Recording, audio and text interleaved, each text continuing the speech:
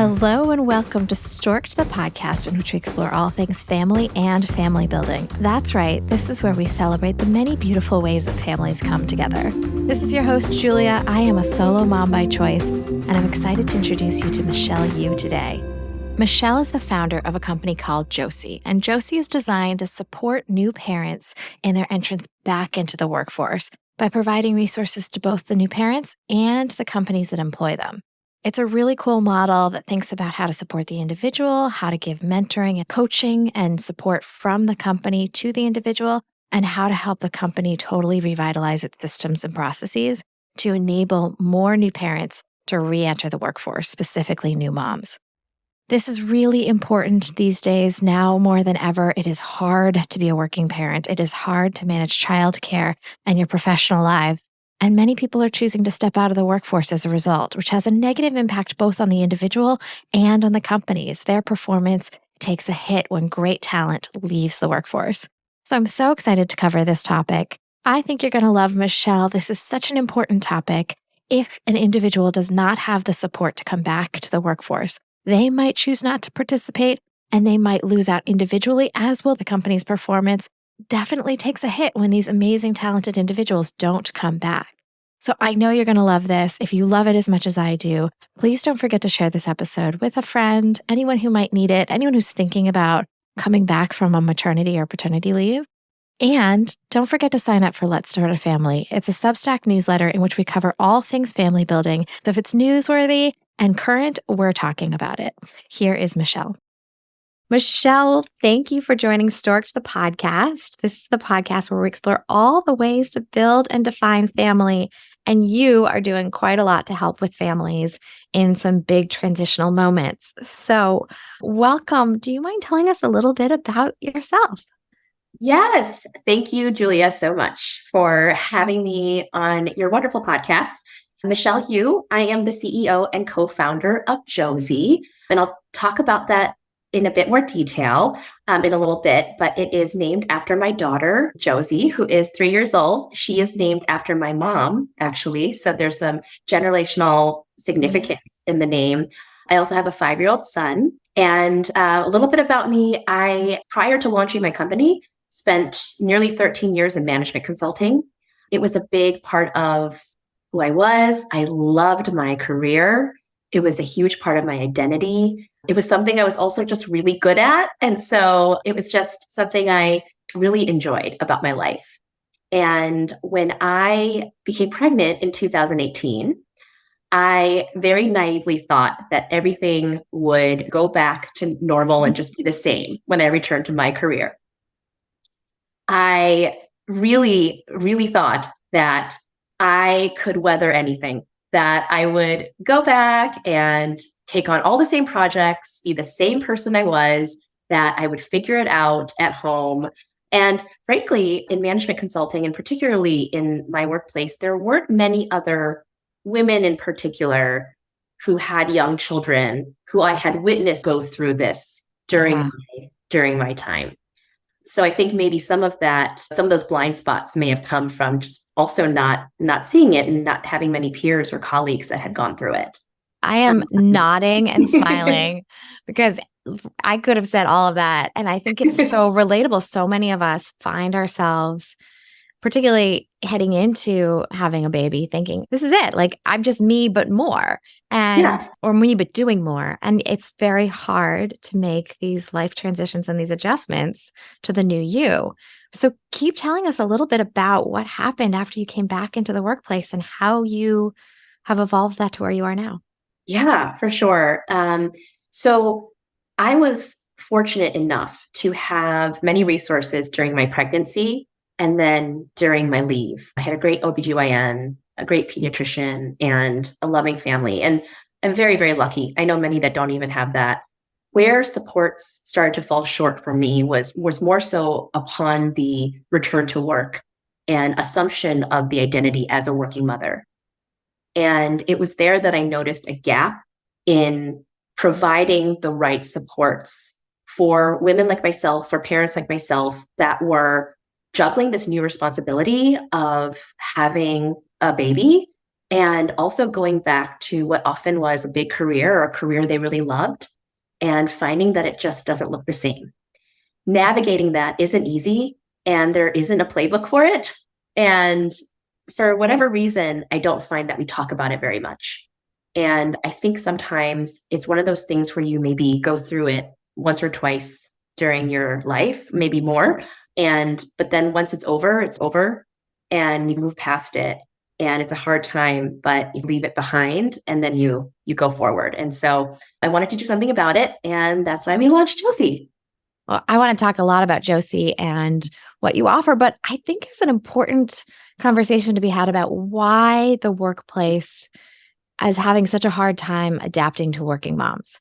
So you mentioned one theory in passing that it may be that it's such a discrete period of time in some people's lives, not everyone's life, where they're having young kids, that it's easy to just move past it and maybe your PTSD diminishes over time. Yeah. And so even those women who've gone through it may not be in the moment realizing how important it is. But it is also true that we both work in very male-dominated industries where the visibility around it may be different. What else do you think might be going on? Do you think there's something around the way we're teaching women that they have to do everything and be everything and just work harder, run faster? Or do you think it's really just a workplace naivete thing? If we educate people, they'll understand. Yeah, that's a great question. I think there's so many different factors that contribute to the challenges in being a working mother.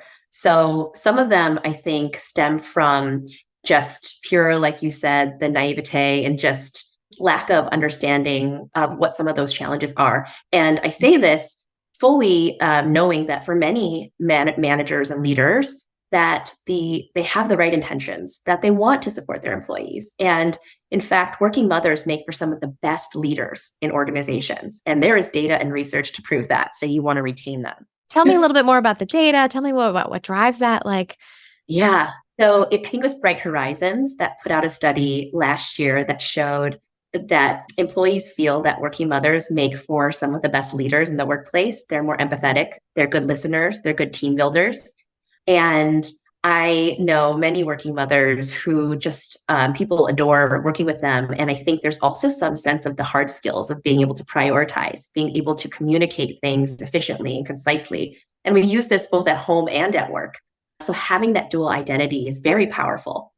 And so I think a lot of people leaders recognize that too. And they want to engage and retain their working parent, working mother population.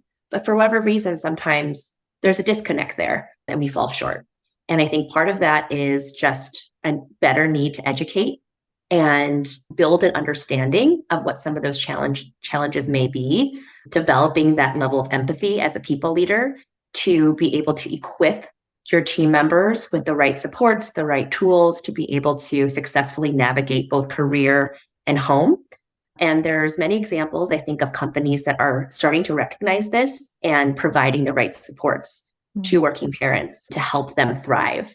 And I can share some of those examples too. Yeah, I would love examples. I definitely want to know more about what makes somebody thrive in a workplace, particularly in this big transition moment of coming back to work. You talked a little bit about one of the transition points for you is that your identity no longer fit. Yeah. What are some of the other drivers of discomfort or challenge in coming back into the workplace? Yeah. So there's a couple of things. So you said identity. That absolutely, I think, is number one, is just sorting through who you are now and what your vision is for yourself as a career, in your career and as a caregiver. And so I think just being able to pause and more intentionally think about that and use that as a guide for how you want to be and show up at work and at home is something that is so important. But oftentimes, especially when we're in the throes of new baby and going back to career, we forget to just take a moment and think about that. So I think the most successful transitions that I've seen in my work is when the working parent is able to clearly articulate what are their values and what is their vision for themselves as a working parent to anchor them and guide them so that when, the inevitable ups and downs of your day-to-day come your way, you have something to keep you grounded and you can make decisions without feeling guilt. You can know you've made the right decision for your family, for yourself as a professional. That has certainly helped people thrive. The other thing I've seen is knowing where to look for support and then not being afraid to ask for help.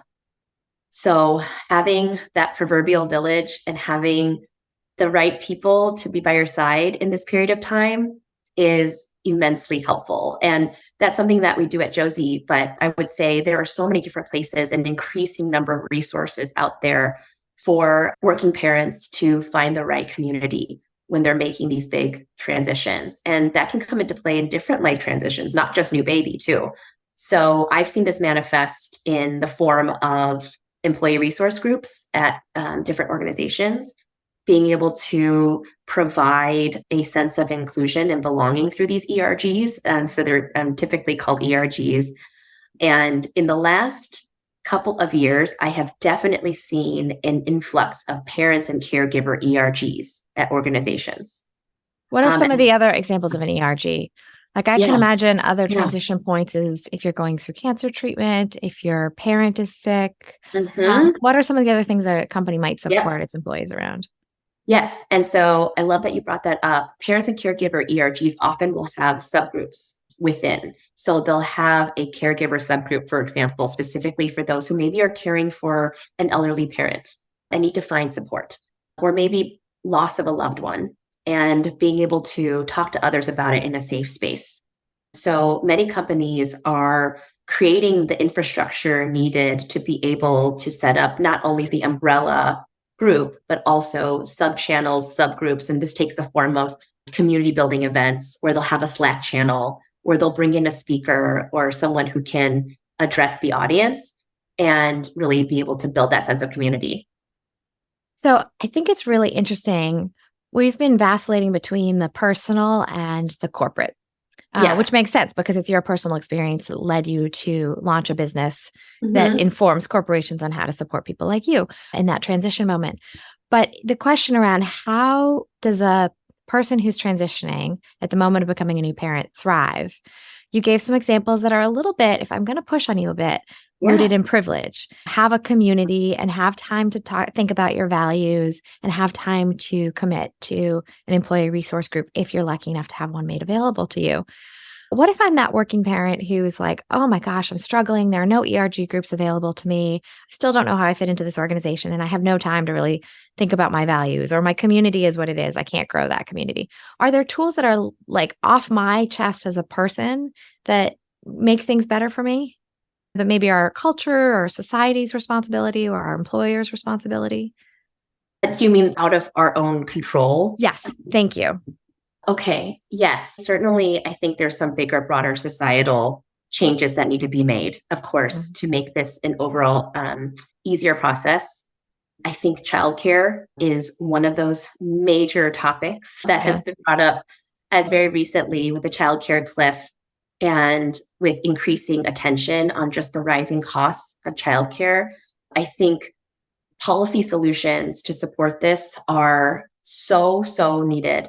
But in the meantime, for many parents, we can't wait for that. That's probably going to take some time.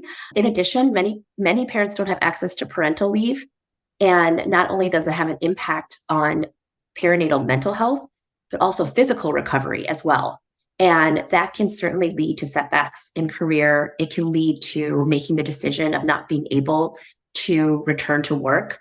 And for many women in particular, eventually leave the workforce. So I think these are some of the things where employers do, I think, have the opportunity to step in and be able to fill some of those gaps in order to support employees and being able to make that successful transition back and really help with some of those basic needs for someone to be able to show up at work and be able to afford childcare. That's so helpful. So how are you and Josie, the company, not the daughter, the mom? I just love that. I love that, like the lineage that you've incorporated into your business between your mom and your daughter and now this company. It's so fabulous. How is Josie set up to assist new parents and or their employers? How is Josie set up to assist new parents and or their employers in this transition moment? Yeah. Well, thank you for asking, Julia. Yeah. There's three pillars of our work.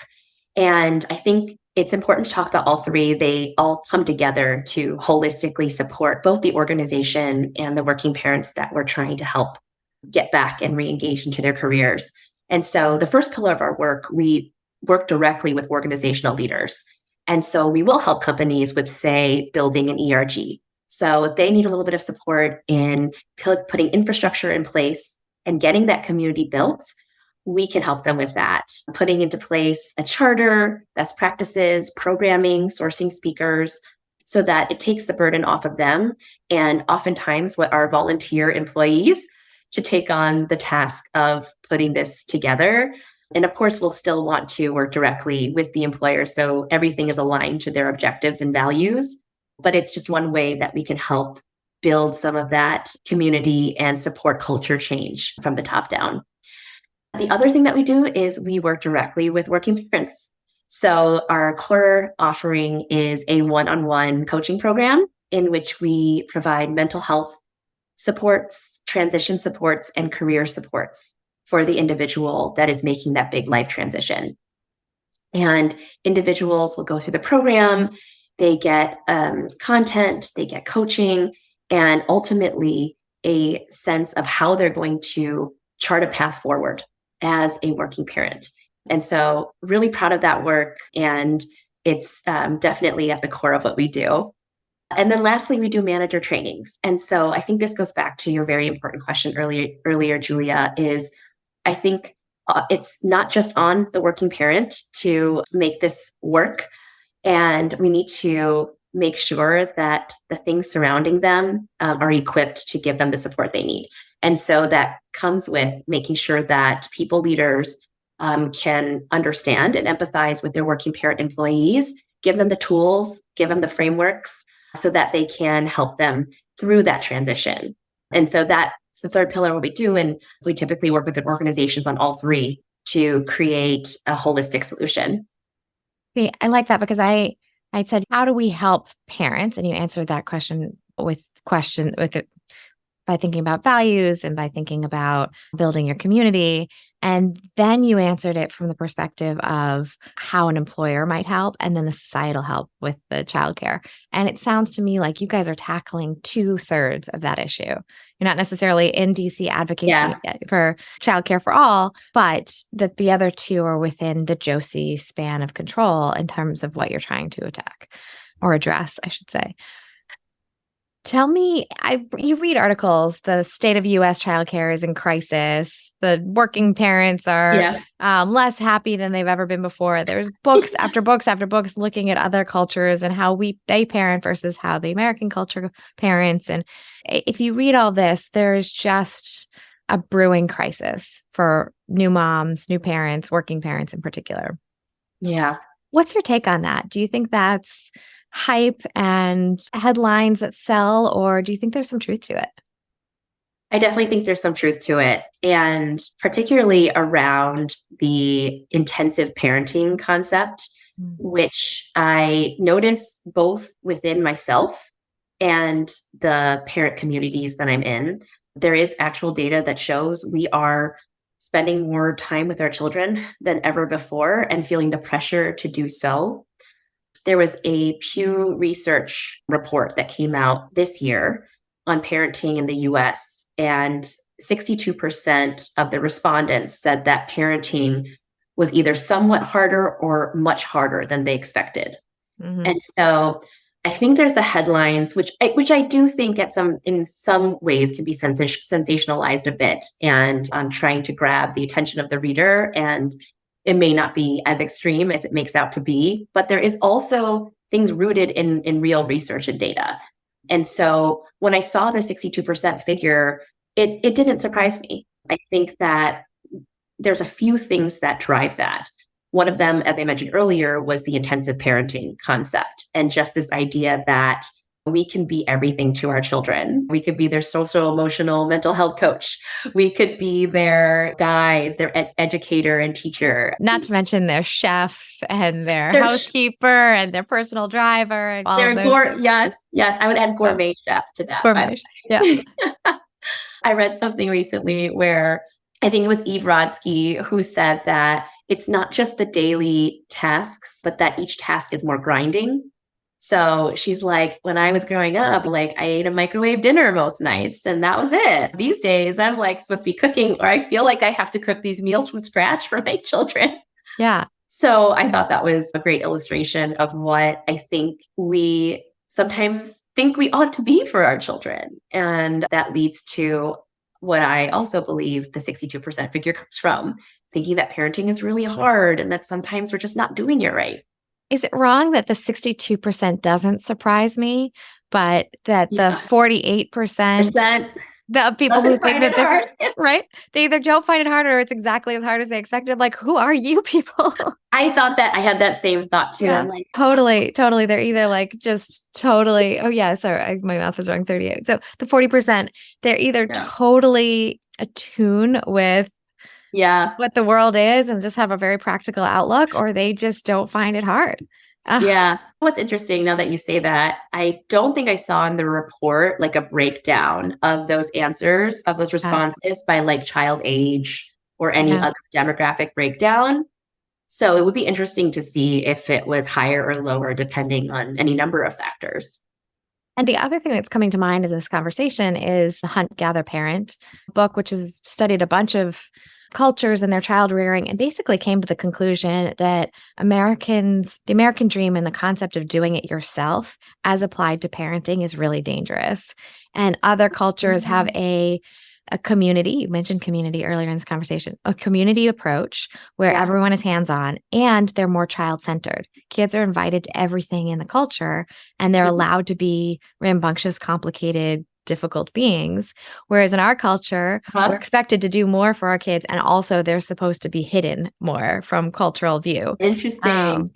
Which makes it very hard to engage your community. So, we're talking about these things that are not really addressable. They're cultural. There's what is the American perspective about, or self-perception about what I need to do as a parent. There is how much support and what spaces can I bring my kids into? Can I bring them into a restaurant? Can I bring them here? Those you can't change. And yet you and Josie are trying to change the new parent experience or working parent experience. How do you tackle all this? Oh my gosh. Yes. It's definitely, I think, a bigger challenge than what we're able to address. But I'd like to believe that by intervening at a very major life moment, we are able to equip both the parents we work with and organizations with things that can move the needle. And so I think one of the important aspects of our programming is we bring together resources for parents in a very holistic way. And so I'll explain that. Our coaching approach is a team-based approach. It is not here a lot of companies have EAP programs where you call a 1-800 number and then you see who you get on the other side and then you talk about whatever you have on your mind. When we were interviewing parents before we launched in terms of what kinds of supports they could use to help them really succeed as a working parent, they told us that their needs spanned 3 buckets of areas. So there was mental, emotional needs, there was career-related needs, and then there was transition-related needs. So some of the nuts and bolts of like, how am I going to go back to work and be able to manage the fact that I'm breastfeeding and pumping 4 times a day? How do I tell my manager that? How do I talk to my teams about that? If I have a partner, how do I work with them? If they're working too, what does that mean in terms of our schedule? And who's responsible for what? And so we put together a program in which there's a team-based approach where different coaches with different expertise address those needs in an integrated way. So they work together, but you meet with them one-on-one, and we're able to address the vast needs and challenges that often new parents face when they're making that transition into work. And my hope is that not only are we able to provide that help in that moment and address some of the acute needs, but be able to set that person up for longer term success as a working parent, that what they learn through the program has long lasting effects. And ultimately, then if our goal ultimately pans out, they're staying at work, they're rising to the next generation of leaders. And then they are able to then be able to support their teams and make it better for the next round of rising leaders in companies. So my hope is that we're really able to affect things at the individual level, but that ultimately it'll span to broader culture change. That's so cool. So when you close your eyes and you imagine 5, 10 years from now, what does the state of parenting look like after you've been working with these corporations in the way that you've been working with them? Yeah, great question. So hopefully it's a 5 to 10 year time horizon, but the number one thing I would like to see is more diversity in leadership, where not only are we seeing more women in leadership roles, but those with caregiving responsibilities in roles that can be sponsors, leaders, mentors at the organizations they work for. What will happen is those companies will also outperform their peers. And so those companies will be rewarded. I'd also love to see more and more companies giving working parents opportunities to be able to rise to those leadership positions. And that means giving them the right supports and feeling like they can have a family if that's what they choose and be able to stay in their careers and be successful. So more companies offering the right supports at the right times in the right ways to their employees. So really giving people what they need to show up fully at work. And then culture change at organizations. And so organizations where people feel more included, feel like they can show up to work and not have to hide any part of who they are and find a path forward to being successful in their careers. Those are small goals. Yeah. You little things, the landscape of parenting as a whole and the corporate effectiveness and all that stuff. Yes, not a tall order at all. Oh my goodness. I'm just like imagining you in a boardroom 10 years from now and showing a set of metrics. It's like we retained X% of people in their companies, and the companies we worked with are improving by X%. And it's not small. So fun. So let's go back to where we started, which was your transition as a new parent. And now that you're serving new parents and the companies that employ them in the way that you are, what are some of the things that you wish new parents knew? Like if I'm pregnant or my partner's pregnant or we're adopting and that baby's coming in the next 6 weeks, what do I need to know?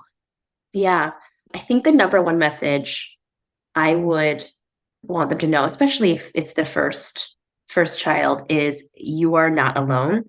That the feelings that you have and the challenges you may experience, we all have them, and there's nothing wrong with you. There is nothing wrong with you as a parent. You are doing the best you can with what you have, and that's wonderful and beautiful. There is no one right way to parent, and there is no perfect parenting, and that's okay. I think we all hear that, but sometimes in the moment, like, I must be the only one that's experiencing this, and I'm doing something wrong.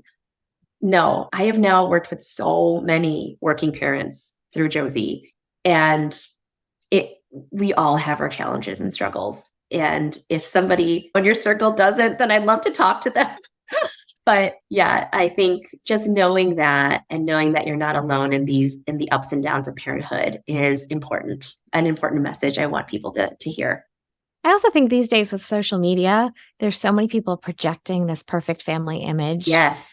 Broader. You always had the keeping up with the Joneses concept in your neighborhood, but I think it's just easier to assume that somebody else is doing it right because the way they're doing their reels or showing their pictures or whatever.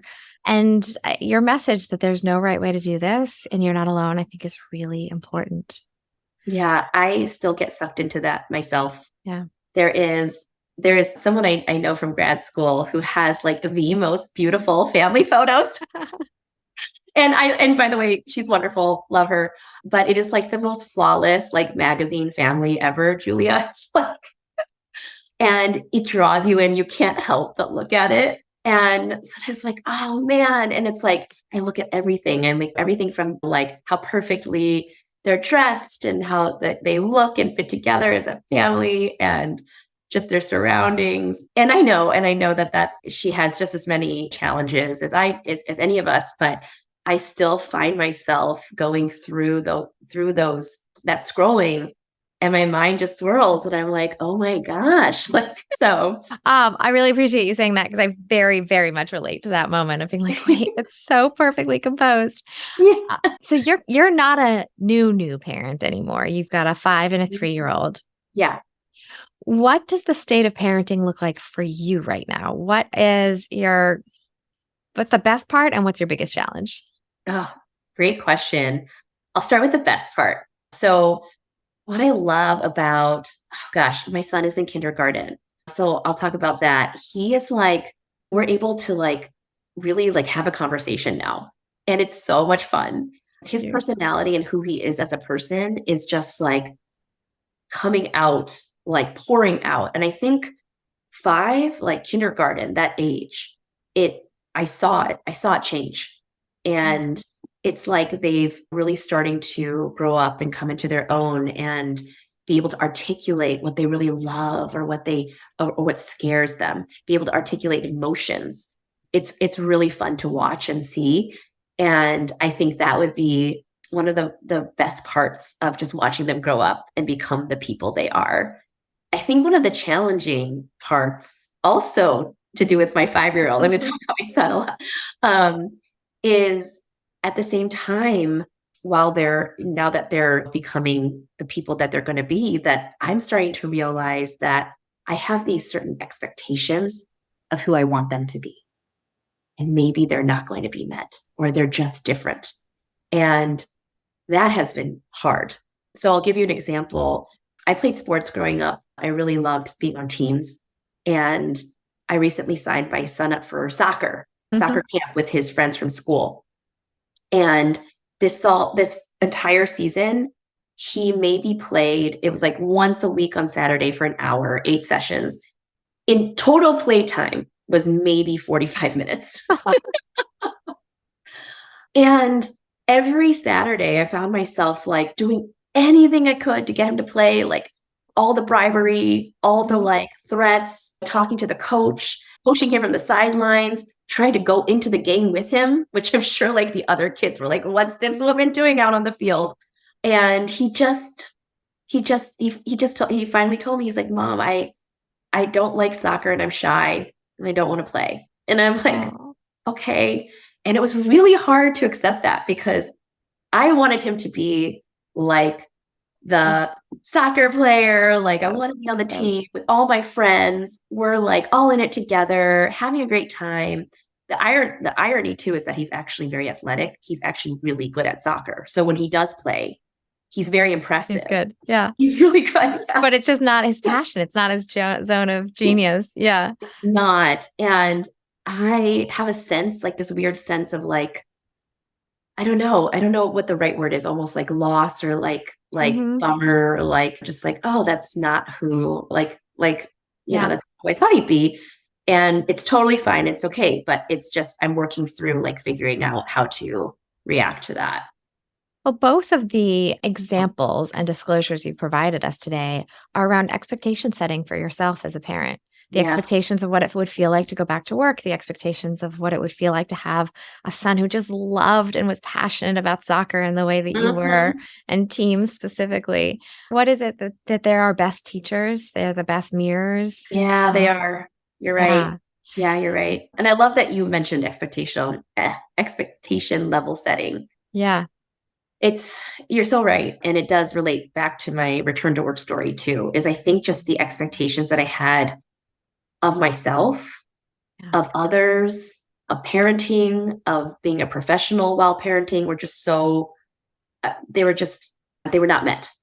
And so I think resetting them or anchoring them in my values or being more intentional about thinking about them would have been very helpful.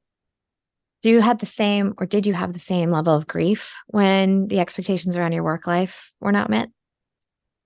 That's a great question. I think it was probably more a feeling of disappointment, like, and of myself mostly more than anything. It was just me thinking that I would get right back into it and be who I was and be the same person. And it was so much harder than I thought it was going to be. And in a way, because I had these high expectations of myself, I was very disappointed in myself.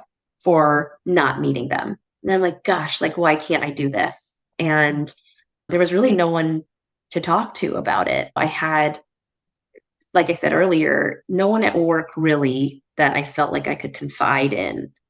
And then I think my partner did what he could to help me, but just didn't really understand what I was going through.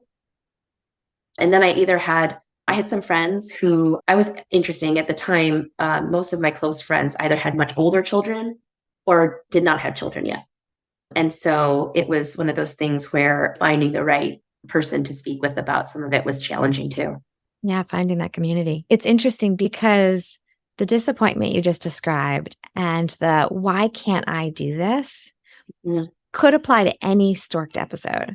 We talk a lot about family building. We talk about fertility. We talk about new parenting journeys. And often I get the feedback about the podcast, you should really narrow one specific topic. And the reason I don't is because you can take that sentence, why can't I do this, and apply it to breastfeeding. Why can't I breastfeed the way other people do? To fertility. We've been trying for years. Why can't my body do this? To need dating. Why everyone else seems to find a partner. Why can't I do it? Yes. And there's something so universal about at every stage, there's a reset of your expectations. There's a let's shift from the way it was supposed to look or could have looked to what it actually looks like. And I really love that you're talking about that here with new parenting. Yeah, I love that you said that because I think these transitional moments, whether it's planning for a family, whether it's dating, finding a partner, whether it's having a baby for the first time, whether it's sending your kid to school for the first time, whether it's losing a loved one, these life moments are so impactful in the way that we see ourselves, the way we see others. And I think that they are very important opportunities for self-growth. It takes intentionality and setting aside the time to process and think through it. Yeah. And sometimes I think we just stumble through them because they can also just be so challenging too. Yeah. And what we didn't talk about is in a perfect world, when you have time to process your emotions around change, right. That's great. Who wouldn't want to sit around and journal and think about a lot of people don't, Sure. but it's a nice luxury to be able to think through these things. And we new parents especially don't have a lot of time to do that. And you're often, not always, but often dealing with a lot of hormonal shifts and your brain is changing. Even if you weren't the person who delivered, there's a lot of research that shows your brain is changing. So it can be hard to navigate all those things at once. And I imagine that's where the coaching and the employee resource groups really come in. They do. And one thing I will say is very early on, I don't know if I've ever shared this with anyone before, our very first iteration, you got it out of me, Julia, on the podcast. Our very first iteration of Josie, when we first started, was an open coaching model. So it was new parent, here's a set of resources for you. You can contact us anytime and we're going to help you out. And we tried that out for a bit and new parents were like, I love that you're doing this, but I also don't have the time or the mental capacity to think about what to bring to you to talk about today. So we very quickly pivoted into a more curated program where we bring to each session topics, lessons, etc., to share with the client. And of course, we can tailor it and we can make it personal to you, but we've now proactively pulled together the topics and the anticipated things that you're going to want to know and learn about as a working parent. And we bring that to you into the coaching sessions. And so that was a very deliberate change to our model very early on. I'll give you a humorous example of that. Yeah. Which is so often you don't know what you should be talking about because you don't know what's coming around the corner. You don't know what you need. Yeah. And I was at the doctor's office today and I was talking about having a 2-year-old boy and she's like, well, are you potty training? I'm like, well, we just started. And I had a vague sense for what potty training might look like. But then she started telling me about the various steps of teaching a boy, specifically a boy with their anatomy to use the potty. And I thought I had it covered, but there was a lot more steps around what you do with your anatomy that I couldn't have imagined. So I wouldn't have known if you were coaching me on how to potty train. I wouldn't have known, hey, how do I teach him to do this with his body parts? If somebody had to say, you've got to teach that. I go, oh, Right. So I know it's so silly, but like, I don't know anything about shaking. Right. Like you don't know to ask those questions. Right. Like if you've never done it before. Like, how are you supposed Exactly. Exactly. So somebody have to say, hey, this is a topic that might be relevant. And then you go, oh, let me react to that. Yeah. Yeah. Yeah. Totally. It's a great example. It's a great example. Um, oh my gosh, this has been really fun. Is there anything we haven't covered today that you feel is really important for the audience to hear about you, parenting, Josie? Oh man, I think we covered so much ground. So no, nothing in particular. I'm just grateful for the opportunity and being able to share a little bit about what we do. And if anything, I really hope your audience hears the message that working parenthood it's a powerful combination to have those dual identities of being both a professional and a parent. And hopefully you can see how one identity really supports and sharpens the other. At Josie, we like to call it the powerful intersection of professional and parent. And so I hope that for those who are listening, know that you are doing such a great job. And I hope you know that. That is such an important message. What a way to end. I am going to ask a question and I'm going to move it later, but this is a question I ask all guests, and we didn't get to it because we were having so much fun talking about all the things, but you work with new families all the time. You work with every definition of family. What does family mean to you? I love this question. And yes, I've heard your podcast, Julia, and knew this one was coming. So for me, I think especially since becoming a mother, the definition of family to me truly is a village. And I think what I love about the idea of a village is I have many different families. And I know I'm very lucky, very, very lucky to have it. So I have my work family. I have I'm in Washington, D.C. My D.C. neighbors are a family to me. Love my neighbors. Now that my son is in school, there's a school community family. And I just love and adore the other parents at his school. They've become friends, and I lean on them a lot. And then there's my biological family as well, which is very important to me. So those all come together, and I call them my village. And I'm so lucky to have them. Oh, that's so amazing. To have a village and then to dissect it into those sort of concentric circles that all interweave or work together. It's so special because one of those circles is the one that you're tackling, the work community village. Yeah. And to be able to influence a whole circle for somebody is really special. Oh, thank you. I didn't even think of it that way, but yes, thanks, Julia. Absolutely. I love this. If somebody were to say, I want you, Josie, your company to be part of my village, how do they reach out to you? How do they find you? Yeah. Oh, I would love to be part of your village. So the best way would be to go to our website, myjosie.com. The other way is you could always reach out via email to me. I'm at Michelle, MICHELLE at myjosie.com. I would love to have a conversation, get to know you as a working parent better, or you as an organizational leader better, and see if there are ways to work together. Oh, that's so fabulous. Thank you for being so accessible. Well, more to come. I appreciate this. It's such a great conversation.